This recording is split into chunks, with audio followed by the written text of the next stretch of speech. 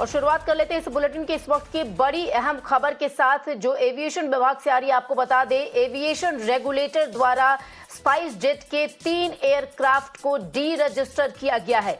ये अहम जानकारी निकलकर सामने आ रही है। स्पाइस जेट एयरक्राफ्ट को एक तगड़ा झटका यहां पर लगा हुआ है।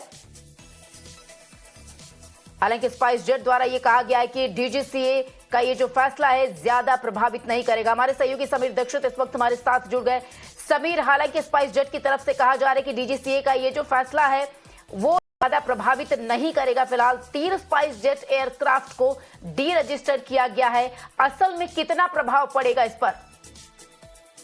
जी बिल्कुल, स्पाइस जेट के टोटल 5 एयरक्राफ्ट है जिसके डी रजिस्ट्रेशन की अर्जी डीजीसीए के पास पहले से दी गई थी। उनमें से 2 एयरक्राफ्ट एक हवाई जहाज जो कंपनी लीज पर देती है उनके थे और 3 हवाई जहाज एक अन्य कंपनी के थे। तो ये पता चल रहा है कि जो 2 हवाई जहाज है उस कंपनी ने अपने डी रजिस्ट्रेशन की अर्जी को वापस ले लिया है, जबकि 3 हवाई जहाज को डी रजिस्टर डीजीसीए ने कर दिया है। डी रजिस्टर का सीधा मतलब यह है कि उन हवाई जहाज को अब स्पाइस जेट एयरलाइन इस्तेमाल नहीं कर पाएगी। ये जाहिर तौर पे स्पाइस जेट एयरलाइन के लिए झटका तो है ही, क्योंकि उनकी एयरक्राफ्ट की जो संख्या है वो कम होगी।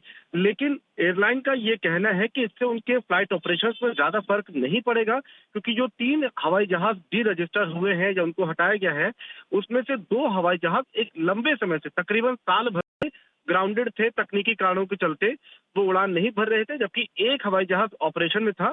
तो ये उतना इम्पैक्ट उनके फ्लाइट ऑपरेशंस पर नहीं करेगा।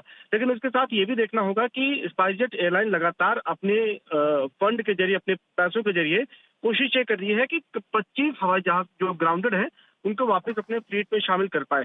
तो ये जरूर है कि एक बड़ा एक्शन डीजीसीए का यहाँ पर है, लेकिन फ्लाइट ऑपरेशन पे ज्यादा फर्क पड़ता हुआ नहीं दिखाई देगा। और स्पाइस जेट अभी कोशिश ये कर रहा है कि अपने एक बड़ी संख्या में हवाई जी जहाज को वापस जो ग्राउंडेड है उनको फ्लीट में शामिल कर पाए। जी जी बिल्कुल समीर, आपका बहुत बहुत शुक्रिया इन तमाम जानकारी के लिए।